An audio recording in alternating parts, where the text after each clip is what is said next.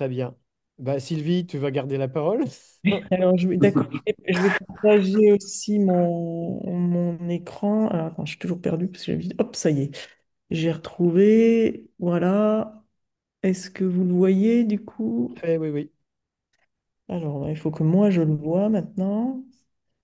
Alors, pourquoi je ne le vois pas? Clac. Ça m'a ouvert une espèce de fenêtre d'astuce. Là, je sais pas ce que c'est. Comment je peux enlever ça? Hop. Voilà. Bon. Moi, je le vois pas. Je sais pas pourquoi. Bon, bah, c'est pas Bah grave. Je là, vais passer sur. t'as enlevé la page, je Si. sais pas. Nous aussi, on voit pas. On voit Vous plus le rien. voyez ou vous le voyez On pas? voit plus rien.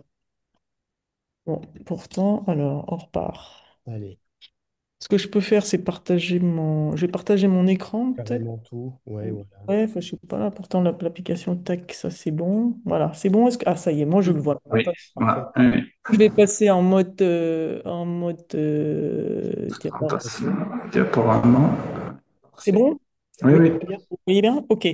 Donc, bon, j'ai choisi de faire, ouais, parce que ça avait été demandé comme ça, une présentation un peu scientifique. Et dans la conclusion, j'essaierai d'élargir un petit peu plus sur d'autres, peut-être d'autres projets, en tout cas, qui peuvent être peut-être plus en connexion avec la géomatique et puis les choses qui vous intéressent plus. Quoique je pense, comme je le disais pour la présentation d'Yacine, qu'il y a quand même beaucoup d'outils communs en fait derrière tout ça.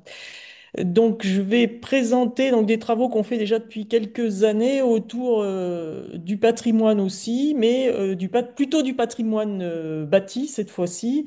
Donc tout ça, Yacine l'a pas dit, mais donc on fait partie d'une équipe, je le signale, qui s'appelle l'équipe Image Vision, qui est intégrée au laboratoire Prisme, associé à l'Université d'Orléans.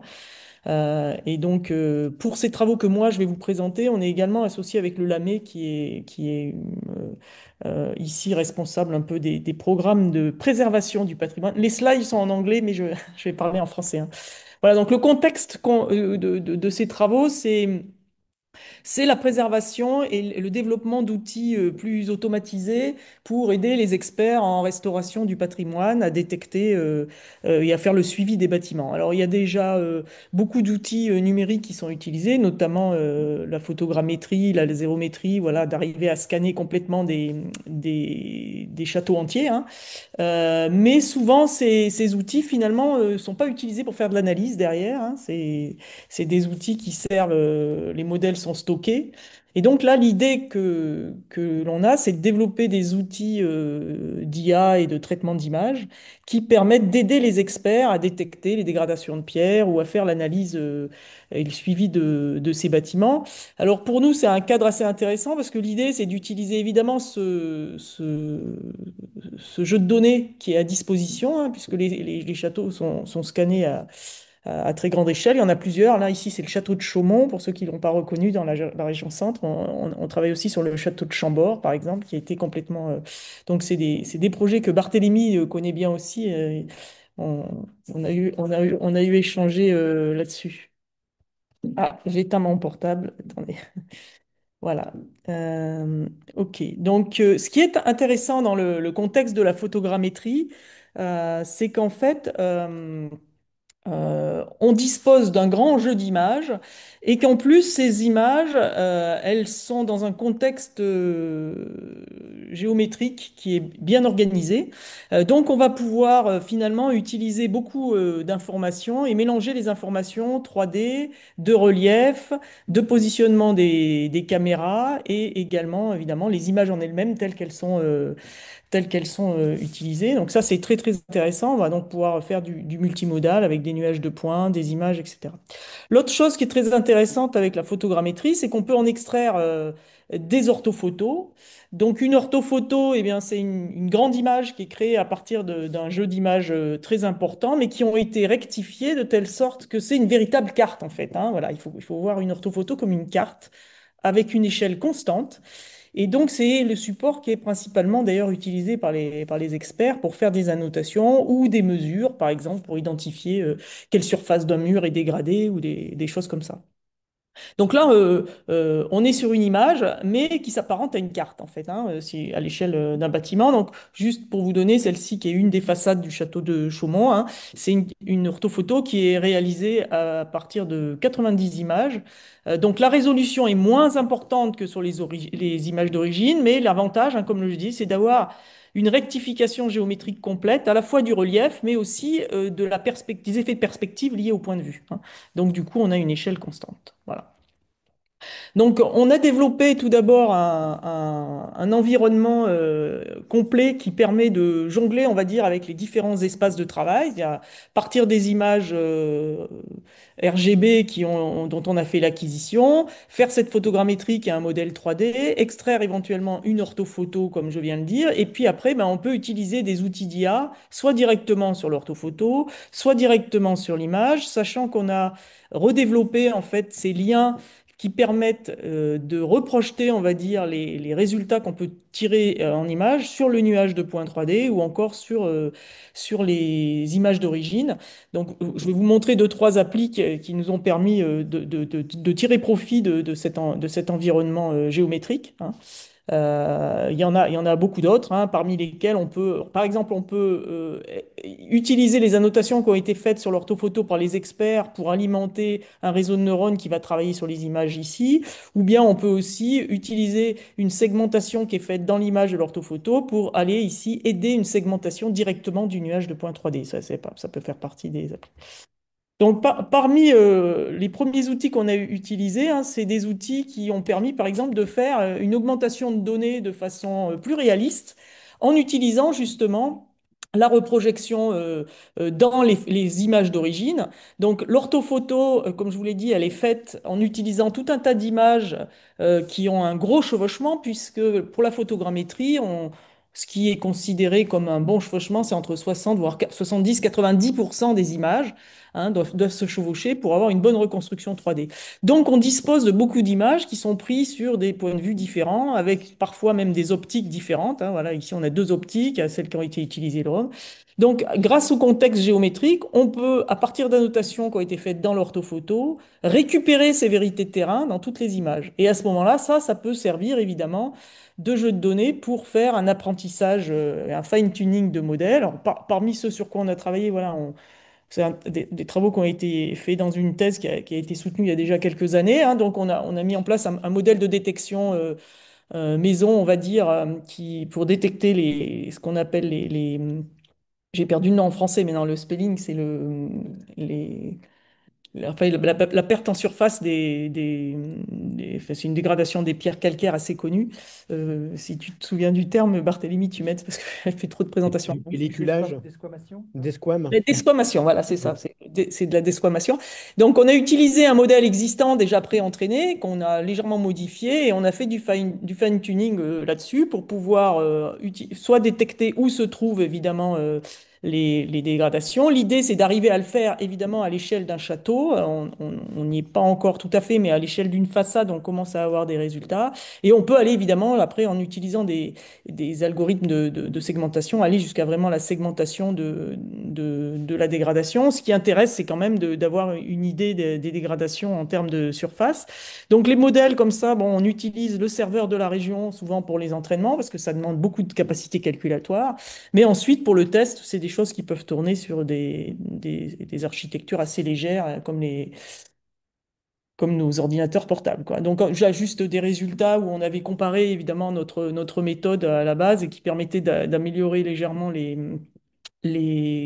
résultats avec des temps de traitement assez faibles. Voilà. Bon, après, je vous invite à aller voir les papiers. Donc, une autre chose qu'on a fait plus récemment, c'est effectivement tirer profit de ce qu'on appelle les modèles de fondation, là, qui sont produits par les grandes multinationales qui font de l'IA, qui permettent maintenant d'avoir des modèles super entraînés sur des très très grandes bases de données. Alors, par exemple, pour la segmentation, un de ceux qui est le plus utilisé actuellement, c'est le modèle SAM, hein, qui a été mis en place par Meta, et qui permet en fait d'obtenir une segmentation très facilement sans avoir. L'idée, c'est d'être capable de segmenter n'importe quelle image, même des images qu'il a jamais vues, bien sûr, hein, pour lesquelles il n'a pas été entraîné. Enfin, pas entraîné. C'est quand même des réseaux qui ont été entraînés sur des dizaines de millions millions d'images, hein, et plusieurs billions de ce qu'on appelle d'instances, c'est-à-dire d'objets, hein. Donc, c'est des logiciels qui sont libres d'accès, hein. Il y a des sites web où vous pouvez l'utiliser. On peut soit désigner un point dans l'image, soit une boîte englobante, soit donner un texte, hein, pour lui demander d'automatiquement segmenter une image. Alors, un des soucis qu'on a avec ces modèles, hein, pour les utiliser, c'est que, bon, d'abord, si on veut on peut parfaitement les rapatrier, mais bon, il faut être un peu informaticien pour ça. Et il existe aussi un souci lié à la taille des images ou au type de segmentation que vous voulez, hein. On peut lui demander, alors soit à partir de prompts taillés à la main, mais il peut aussi vous donner une segmentation directe globale d'une image. Par exemple, ici, on lui a directement rentré une orthophoto, hein. Et voilà la segmentation qu'il nous donne. Alors, il donne une segmentation d'assez basse résolution. Pourquoi? Ben, parce qu'en fait, il utilise un certain nombre de points, d'une grille en fait d'intérêt au départ pour faire ces segmentations. Et évidemment, la résolution de cette grille conditionne ce qui va définir comme étant un objet à segmenter ou pas. Alors, vous voyez ici, la première ligne, c'est toute l'orthophoto qui lui a été passée. La deuxième ligne, on lui a juste désigné une zone beaucoup plus faible, enfin plus restreinte, et encore une zone encore plus restreinte. Donc on voit qu'on peut réussir à obtenir d'assez bonnes segmentations, à condition évidemment de lui donner la bonne échelle, on va dire, hein, ce qui est pas... Voilà. Alors, l'autre souci qu'on a sur ces outils qui sont libres et qui vous permettent c'est qu'on peut pas, on ne peut pas extraire, enfin télécharger les résultats ensuite sous forme de masque. Donc, ce qu'on a développé, c'est ben, on a adapté ces modèles pour essayer d'obtenir des segmentations à l'échelle de grandes photos, à la résolution qui nous intéresse. Donc, ça, c'est une chose qui est assez facile à faire, hein. Il suffit de faire une décomposition de votre image avec en patch, hein, en ayant ici la résolution qui vous convient. Et puis ensuite, évidemment, il faut faire une fusion des différents masques, notamment sur cette partie ici, pour s'assurer de la continuité et qu'on n'ait pas des pierres coupées en deux, par exemple, dans le cas de cette application qui était la segmentation pierre à pierre. Ce qu'on a aussi développé, c'est un plugin. Alors ça touche peut-être plus à votre intérêt, qui est intégré à QGIS et qui permet donc d'utiliser ça, donc de segmenter n'importe quoi dans le contexte du logiciel QGIS et qui permet du coup d'exporter ensuite les résultats de segmentation avec des systèmes de calque, hein, qui sont d'un plugin. Voilà, donc le plugin, il est libre, hein, on peut l'utiliser, et il fonctionne sous tous les systèmes, Windows, Linux et macOS.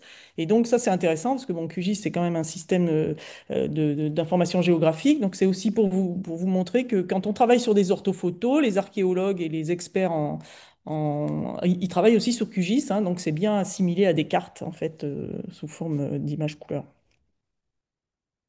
Voilà, ce qu'on a aussi fait à partir de ces modèles fondamentaux, toujours SAM, hein, c'est qu'on a essayé de les rendre un tout petit peu plus adaptatifs avec un jeu de données très limité.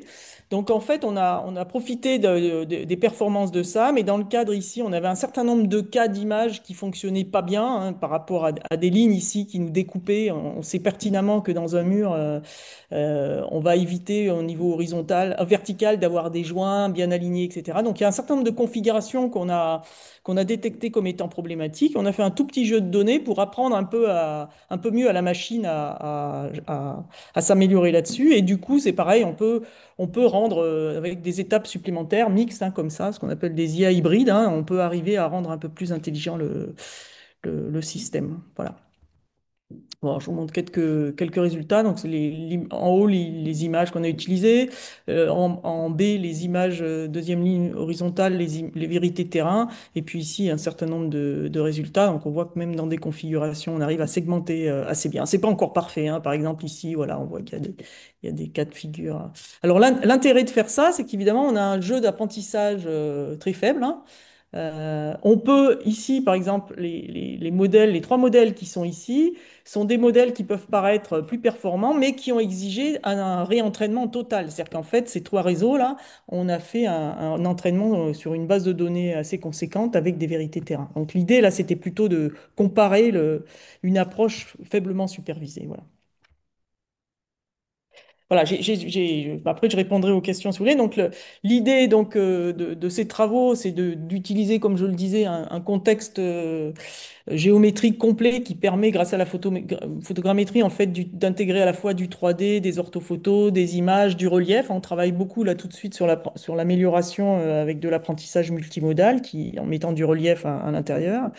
Comme je le disais, les orthophotos, eh ben, ça s'apparente à des cartes, hein, et on peut les traiter dans QGIS.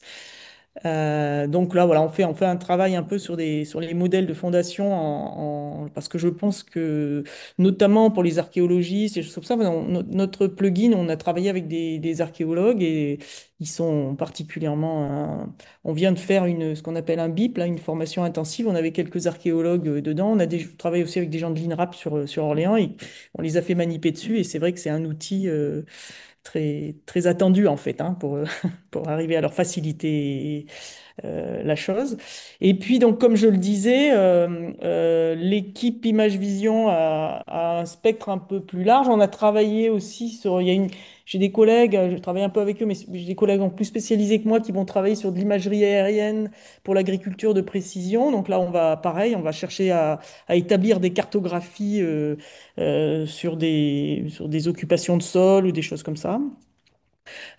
Plus en lien peut-être avec le patrimoine, dans ce qui a été cité au début, on a travaillé sur un projet dans le cadre de la bande dessinée et le fait de rendre accessible la bande dessinée à des outils qui permettent de faire de la détection de texte dans les bandes dessinées à partir d'un smartphone. L'idée, c'est d'avoir là un environnement très souple d'acquisition, hein. Donc le smartphone vient jouer comme une loupe en fait sur le livre, bande dessinée, un livre, parce que l'idée dans le cadre de l'accessibilité, c'est de maintenir l'accès au livre, en fait, pour les. Et donc, voilà, de la détection de texte.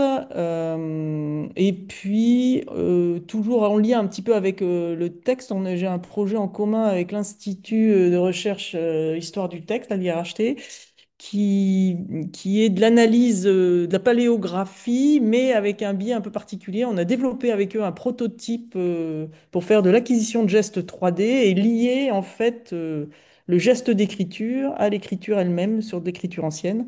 Et ça fait actuellement l'objet d'un projet de valorisation avec le CNRS, voilà, dans le cadre d'une collaboration entre notre laboratoire, donc Prism, le LIFO, qui est le laboratoire d'informatique d'Orléans, et puis Maria Gurado, qui est porteuse pour l'IRHT de ce projet de valorisation. Voilà, j'ai été un peu vite, mais l'idée, c'est que si vous avez des questions, on peut approfondir. Non, c'était Je très vous bien. remercie. Je vous remercie de votre attention. Ça éveille ça résonne un peu avec la géo, hein, les murs que tu nous as présentés avec l'extraction, bah, ça me rappelle un peu ce qu'on a fait avec sur le cadastre napoléonien, alors avec des choses différentes, mais bon, c'est des pavés que l'on identifie, des formes un peu rectangulaires que l'on identifie, donc ça peut avoir des résonances intéressantes et des points à lancer. Des réactions?